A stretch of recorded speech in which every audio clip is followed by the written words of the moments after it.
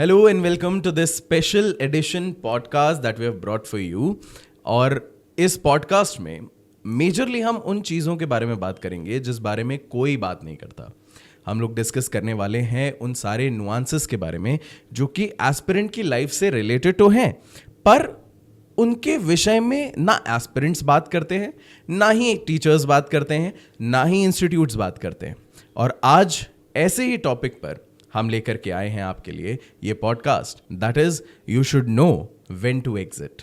तो एक बहुत ही पर्सनल एनेक्डोट से इस पूरे कॉन्वर्जेशन को शुरू करते हैं. मेरा एक बचपन का दोस्त है and he was selected in Indian navy और 6 महीने का उसका पूरा ट्रेनिंग कोर्स था, जिसके बाद वो आकर के मुझसे कहता है, यार पता है एक चीज़ मुझे समझ में आई, ये लक्ष्य पिक्चर को ना बैन कर देना चाहिए था.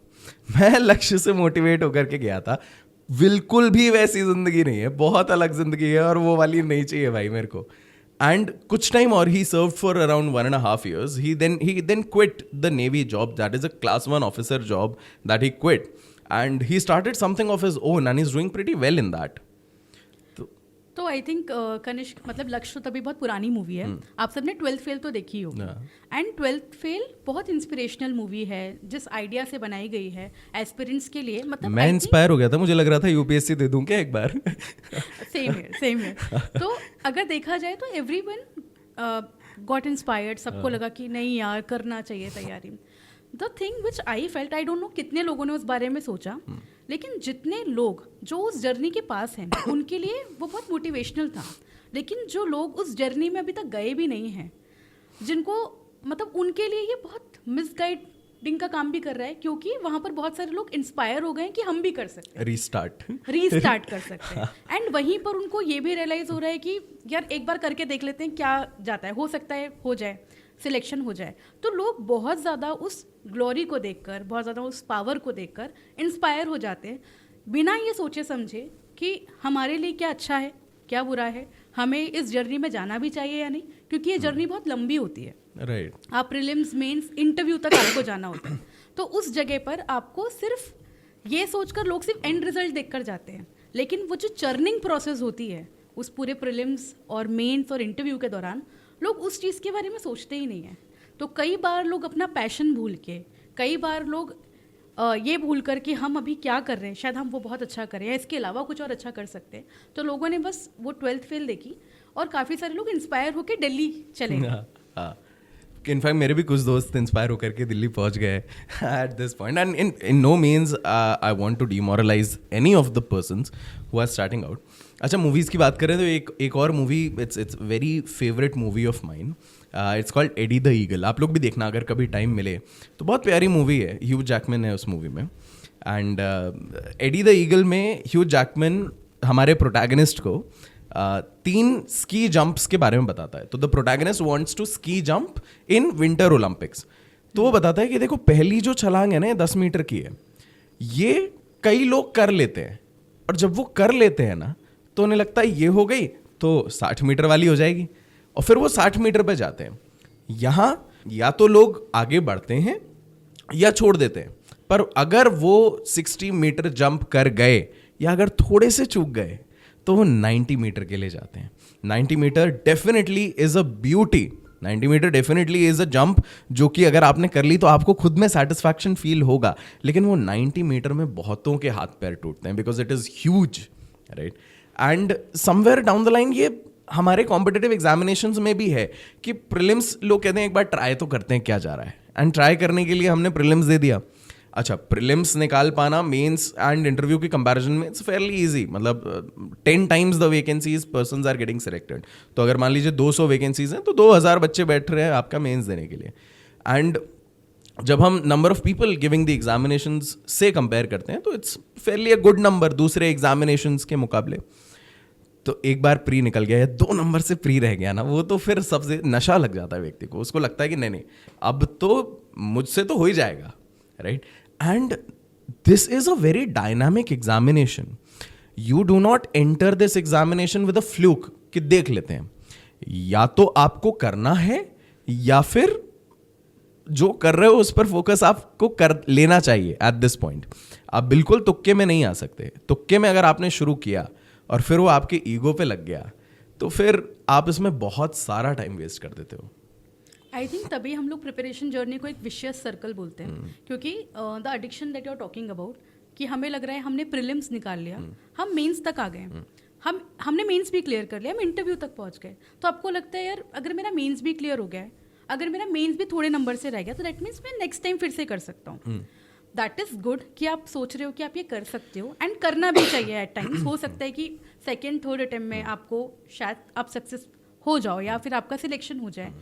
लेकिन इस पॉडकास्ट का जो आज हम डिस्कशन कर रहे हैं, वो डिस्कशन ये है कि आपको पता होना चाहिए व्हेन यू शुड एग्जिट, आपको इस सर्कल से कब निकल जाना चाहिए, क्योंकि एक एस्पिरेंट की जर्नी बहुत इजी नहीं होती है। वो इस पूरे प्रोसेस में एक कई बार ऐसा होता है एस्पिरेंट्स कोचिंग नहीं जाते हैं, वो खुद से तैयारी कर रहे होते हैं, तो वहाँ पर आपका फैमिली बैकग्राउंड, रिलेटिव्स का प्रेशर होता है, खुद का प्रेशर, पड़ोसी बोलने लगते हैं और जज साहब बन गए, घर वाले कहते हैं और जज साहब कैसे हो, कैसी तैयारी कर, कब लेकर आओगे अपनी गाड़ी, ठीक है, कब ऐसा होगा कि हम आपके कोर्ट में हमारी अर्जी लगेगी। तो ऐसे बहुत सारी चीज़ें होती हैं जो बच्चा या स्टूडेंट अपने दिल से लगा लेता है और इमोशनली कनेक्ट हो जाता है उस जर्नी से। एंड जब आप इस तरीके से कनेक्ट हो जाते हो तो आपके लिए बहुत मुश्किल होता है अपने आप को उससे अलग करके देखना, and you don't want to settle for anything less. वहीं से ये प्रॉब्लम शुरू होती है। अच्छा, बहुत सारे बच्चों को ये भी लगने लगता है इनफैक्ट कि अगर जज नहीं बने तो लॉ में करियर नहीं है, फिर खत्म, मतलब या तो जज या कुछ भी नहीं। And this is actually one of the worst things that I have heard. ठीक है, कॉम्पिटिटिव एग्जामिनेशंस हैं, इनफैक्ट यूपीएससी के लिए भी बहुत सारे बच्चे जब तैयारी करते हैं तो वो ऐसे होते हैं या तो यूपीएससी या कुछ नहीं, राइट। एंड ये डेडिकेशन अच्छा है फॉर द टाइम जब तक आप उसको सिर्फ एक कर्म की तरह देख रहे हो, जहां आप उससे अटैच हो गए, जहां आप इमोशनली इन्वेस्ट हो गए, जहां वो चीज आपकी लाइफ के हर पहलू को इम्पैक्ट करने लगी है, वहां पर it is a red flag. You should realise कि भाई बहुत ज्यादा हो रहा है, इतना कंट्रोल मुझे किसी चीज को नहीं देना है। And there are several things, मतलब विद ऑल ड्यू रिस्पेक्ट, जज की सैलरी अच्छी होती है, but there are several areas in law जहां आप बहुत ज्यादा अच्छा कमा सकते हो। जो लोग हैं जो जजेस बना रहे हैं, the teachers who are training जजेस, the teachers who are coaching aspirants to become जजेस, उनके तो स्टूडेंट्स जज है ना, तो उनको ये रिस्पेक्ट का तो कभी इशू नहीं है ना कि भाई मुझे रिस्पेक्ट नहीं मिलेगी। जजेस उनकी रिस्पेक्ट कर रहे हैं, राइट। आप एक वकील हैं अगर, और आप एक बहुत अच्छी अपनी प्रैक्टिस स्टैब्लिश कर लेते हैं, तो एट दैट पॉइंट वकालत से भी आप इनकम भी अच्छी पा सकते हैं, एंड रिस्पेक्ट तो अपनी जगह पर मिलती ही है। जजेस भी आपको रिस्पेक्ट करते हैं अगर आप एक अच्छा लेवल बार का रेज कर पाते हो वहां पर। सो कहीं ना कहीं we also have to realise कि वो कहते हैं ना, सितारों के आगे जहां और भी हैं, सिर्फ इतना नहीं कि बस यही है जो भी है, there is a huge arena outside. Exactly, and यहाँ पर सबसे प्रॉब्लम जो क्रिएट करता है, सबसे ज़्यादा प्रॉब्लमेटिक जो होता है वो ये होता है कनिष्क, कि अगर कोई स्टूडेंट है, कोई एस्पिरेंट है, वो जब तैयारी कर रहा होता है तो उसके साथ बहुत सारे लोग तैयारी कर रहे होते हैं। कुछ लोग निकल जाते हैं, कुछ लोग जज बन जाते हैं, कुछ लोग कहीं ना कहीं इस प्रोसेस में पीछे छूट जाते हैं। एंड जब वो पीछे छूटते हैं तो उनके लिए वही बहुत बड़ा सेटबैक होता है। एंड फिर उनको लगता है कि यार ये लोग निकल गए हैं, मैं पीछे रह गया हूँ। वो कहीं ना कहीं एक डिप्रेसिव स्टेट होती है। प्लस उनको ये लगता है कि यार हम पीछे छूट गए इस रेस में और अब हमारा कुछ नहीं हो सकता, और वो फिर उसी प्रोसेस में बार बार खुद को पुश करते हैं कि नहीं यार इस बार हो जाएगा, उस बार हो जाएगा। लेकिन कई बार आप जब पीछे मुड़ के देखते हो तो काफ़ी सारे साल आप अपने खो चुके होते हो। एंड उस दौरान ऐसा भी हो सकता है कि आपके आसपास इतने ब्यूटीफुल करियर्स हैं जिनमें आप जा सकते हो, अपने पैशन को ढूंढ सकते हो। कई बार ऐसा होता है कि आप फाइनेंशियल इश्यूज भी फेस करते हो, लेकिन आप बस ये सोचते हो कि नहीं यार, एक बार मैं जज बन गया, एक बार मैं IAS बन गया तो सब कुछ हो जाएगा। एंड इस बार मतलब आई थिंक पिछले 2 साल से, चाहे हम नीट या IIT की बात कर लें, हम कोटा के इतने सारे न्यूज़ सुनते रहते हैं जहाँ पे लोगों ने सुसाइड कमिट किया है। MPCJ की जब एलिजिबिलिटी आई थी, there were so many people जिन्होंने मतलब इस चीज़ से बहुत ज़्यादा हताश हो गए थे। 2 लोगों ने इसमें सुसाइड भी की। एंड ये बहुत ज़्यादा अब होने लगा है क्योंकि बच्चे अपने आप को बस ये देखते हैं कि यार वही एंड रिजल्ट है, और अगर मैंने ये नहीं किया तो मेरी ज़िंदगी बर्बाद हो जाएगी। आई थिंक मुझे ऐसा लगता है कि लोग वहाँ के पीछे की जर्नी दिखाते ही नहीं हैं। ऐसा नहीं है कि जज बन जाएंगे, IPS बन जाएंगे तो चीज़ें सॉर्ट हो जाएंगी या आपका करियर सॉर्ट हो जाएगा। There are too many things जो उसके बावजूद भी होती हैं। कई सारे लोग मतलब वर्क प्रेशर के कारण, बहुत सारी चीज़ें आपकी पर्सनल लाइफ में भी चल रही होती है जिसके कारण you and up in anxiety and depression. तो ऐसा नहीं है कि अगर आप उस जगह पहुंच गए तो जीवन बिल्कुल सही हो जाएगा, उसके बाद कोई अप्स एंड डाउन नहीं आएंगे। इनफैक्ट मैम 12th फेल से भी हम ये लेसन ले सकते हैं कि हमारे प्रोटैगनिस्ट का तो हो गया, but there were several people जिनका नहीं भी हो रहा था। हम जब इस जर्नी को शुरू करें तो हमें पता हो हम ये जर्नी क्यों कर रहे हैं, what is the reason behind undertaking this entire journey. क्योंकि अगर हम बस रैंडमली घुस गए तो फिर हम कभी भी इसमें अपना बेस्ट दे नहीं पाएंगे। We always have to prioritise things in our lives. भाई मेरे लिए जैसे मेरी family is a priority, right, मेरे पर्सनली मेरी family is a priority, considering कि भाई I have to cater to my family, मैं इस जर्नी को कभी नहीं लूंगा। Similarly there is a person I know जिसके लिए who is earning around 2-3 lakh rupees per month right now, and उसके लिए उसको जुनून बीच में सवार था कि नहीं मुझे जज बनना ही है। एंड उसको भी मैंने ये चीज़ समझाई थी, मैंने कहा तुम्हारा होम लोन जितना जाता है ना उससे कम इस समय you will be earning if you switch. मैंने कहा do prioritise what you want in life, फिर भी करना है go ahead, there is no boundation. But एक चीज़ अपनी प्रायोरिटी बनाने के बाद समझना चाहिए, ये एग्जाम्पल मैं कई बार देता भी हूँ कई लोगों को, कि सपोज करो आपको माउंट एवरेस्ट चढ़ना है, आपने पूरी तैयारी कर ली, आपने बैक पैक कर लिया, you are well prepared and training कर ली एंड एवरीथिंग, चढ़ना शुरू किया, ठीक है, and halfway through you realise कि यार माउंट एवरेस्ट वो बगल वाला था, मैं गलत पहाड़ पे आ गया। So would you climb that mountain just because अब मैं यार आधे चढ़ गए हैं तो चढ़ ही जाते हैं ना, या फिर you will actually get down, you will give yourself time and climb the actual Mount Everest. That Mount Everest is your priority. आप अपनी प्रायोरिटी को फुलफिल करने के लिए जिस पाथ को ले चुके हो, अगर आपको रियलाइज हो जाए उसी रास्ते में कि यार नहीं देयर समथिंग एल्स जो कि ज़्यादा बेहतर हो सकता है, you can get down. It's not, ये कभी नहीं है कि winners don't quit and quitters don't win, this is not true. हमने तो कृष्ण जी को भी रणछोड़ का नाम दिया था भाई, वो रन छोड़कर भागे थे जब जरूरत पड़ी थी। It is not quitting, it is understanding कि आपका बैटल कौन सा है और कौन सा नहीं है। एंड सिमिलरली जब हम ये बात करते हैं कि हमें रियल लाइफ एक्सपीरियंस से सीखना चाहिए, so when I was interning तो मैं एक JMFC थी हु वाज माय सीनियर, तो मैं उनसे डिस्ट्रिक्ट कोर्ट में जाके मिली एंड तब आई वॉज वेरी मोटिवेटेड कि मुझे जुडिशरी करना है ऐसा। सो शी जस्ट सेड, उन्होंने कुछ 3 बातें मुझसे बोली कि देखो ये मेरा कोर्ट रूम है, इसमें मैं बैठी हूँ, ये मिनिमल जो फैसिलिटीज़ हैं मुझे मिली हुई हैं, और इन्हीं के बीच में, इन फाइल्स के बीच में, इतने कम स्टाफ के बीच में I have to work, and मुझे इतनी छोटी छोटी जगहों पे पोस्टिंग मिलती है, आई इन्जॉय इट, और ये मुझे ऐसा लगता है कि मैं बहुत अच्छे से कर सकती हूँ। मैंने क्योंकि अपने फादर को देखा था, वो जज थे, तो मैं उनको देखकर बहुत इंस्पायर होती थी। तो मैं जानती हूँ कि अगर मैं छोटी जगह भी जाती हूँ या मैं इन सर्कमस्टांसेस में काम भी करती हूँ तो I will be happy. Family engagements भी इंपॉर्टेंट होते हैं कुछ लोगों के लिए, फैमिली इंपॉर्टेंट होती है तो उनको बार बार जाना पड़ता है। तो ऐसी बहुत सारी जिम्मेदारियाँ होती हैं जो आपको टैकल करनी होती हैं विथ योर फैमिली। एंड कई बार लोग ये बोलते हैं कि जीवन में कभी एक रिग्रेट मत रखना यार, अगर तुझे लग रहा है तुझे तैयारी करनी है तो तू कर ही लेना, वो रिग्रेट बहुत ख़राब होता है। दिस इज़ द मोस्ट, मतलब अगर मैं कहूँ कि बहुत लोगों को जितना बहुत डिल्यूजनल लगती है मुझे ये लाइन, और जितना मिसगाइड कर सकती है ना ये, मतलब बहुत हद तक मिसगाइड करती है लोगों को। क्यों? क्योंकि लोगों को लगता है हाँ यार ये बातों से ये रिग्रेट नहीं रखना चाहिए, एक बार तो तैयारी कर ही लेनी चाहिए। और जब आप वो एक बार तैयारी करने भी उतरते हो ना तो ये होता है कि जब आप इतने नोट्स बना लेते हो, इतनी सारी चीज़ें कर लेते हो, तो फिर आप उसमें कूद गए तो आप कूद गए। तो जब हम बात करते हैं वो मिसिंग टाइल सिंड्रोम की, जो बहुत सारे एक्सपर्ट्स उसके बारे में बताते रहते हैं कि यार वो अगर आपने एक बहुत सुंदर सी आपने कोई जगह देख रहे हो और अगर उसमें कोई एक पार्ट भी मिसिंग है तो आप उसको लेकर हमेशा वो बोलोगे कि यार ये क्यों नहीं है, वो आपके स्ट्रेस का कारण बनती है। तो वही मतलब वो सबसे इम्पॉर्टेंट चीज़ है जो लोग ये भूल जाते हैं कि जो हमारे पास है उसकी हम कदर नहीं करते। हो सकता है कि आज मेरे पास वो सारी चीज़ें हैं जिसके लिए मैं ग्रेटफुल हूँ, मैं थैंकफुल हूँ। हो सकता है कि अगर मैं वहाँ होती तो शायद वो मेरे पास नहीं होती। तो grass is greener on the other side, वो कॉन्सेप्ट तो हमेशा ही चलता है ऑलवेज, और लोग वो भूल जाते हैं। लोगों को लगता है कि नहीं यार वो खुश है क्योंकि आप किसी की पर्सनल लाइफ में जाकर नहीं देख रहे हैं कि उनको क्या चैलेंजेस फेस हो रहे हैं, आप ये नहीं समझ पाते हैं कि उसके इंटरनल स्ट्रगल्स क्या चल रहे हैं। हर थोड़े थोड़े इंटरवल पे you should ask your self कि मैं जो ये कर रहा हूँ ये मैं अब इस पॉइंट पर क्यों कर रहा हूँ। Is it ego that is driving me, it is motivation that is driving me, is it my priorities that are driving me, या फिर बस कर दिया है तो कर दिया है, वो चलने दो धक्के में.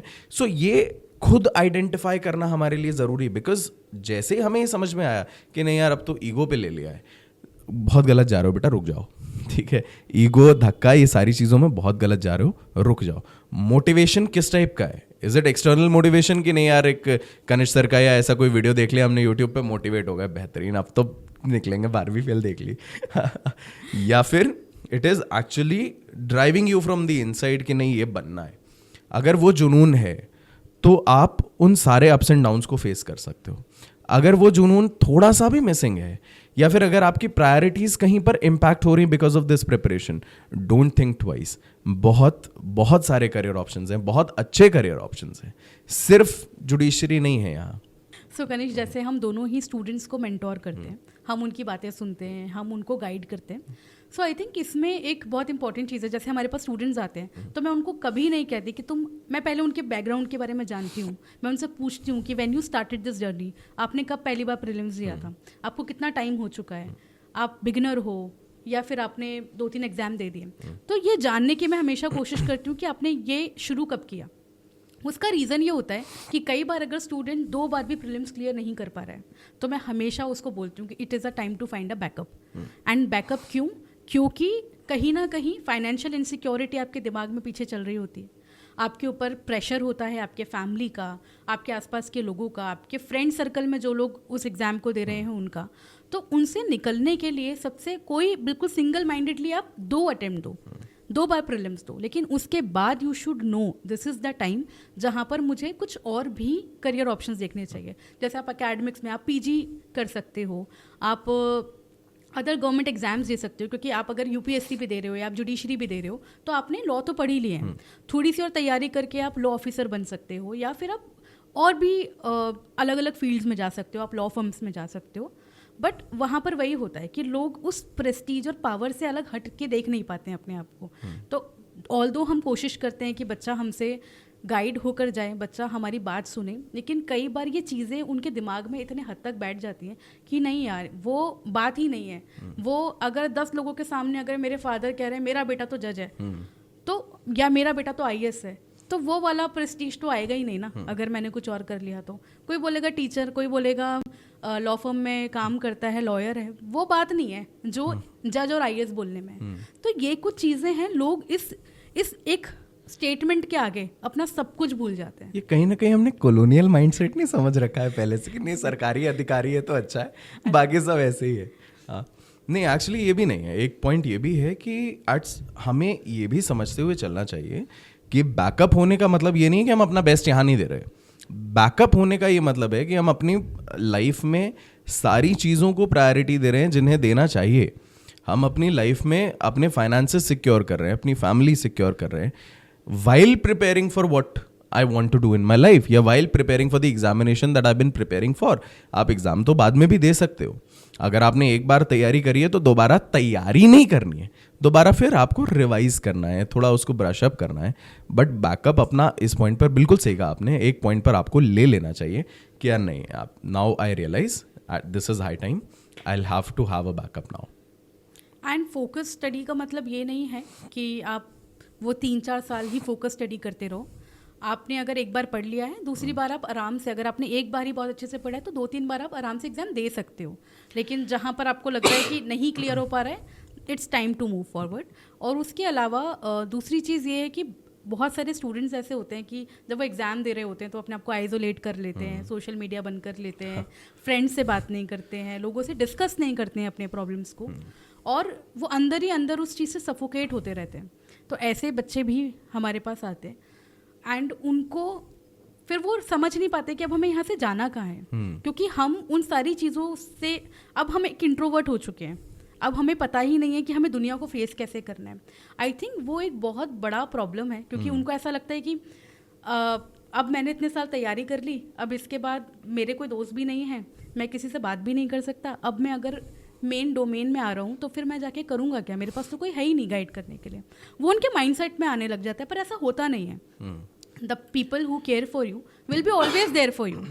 And I think judiciary gold में हम कोशिश करते हैं कि हम हर उस बच्चे को इस तरीके से कनेक्ट कर सकें, हमारे फैकल्टीज़, हमारे जो भी हमारा पूरा एजुकेटर्स का टीम है, हमारे मेंटोर्स का टीम है, हम कोशिश ये करते हैं कि हम हर बच्चे से बस जाके ये पूछ लें कि ये सब तो ठीक है, पढ़ाई चल रही है, तुम बताओ कैसे हो, तुम्हारा क्या चल रहा है, अच्छा जीवन कैसा कट रहा है। ज़रूरी भी है ना, सैचुरेट हो जाएंगे नहीं तो।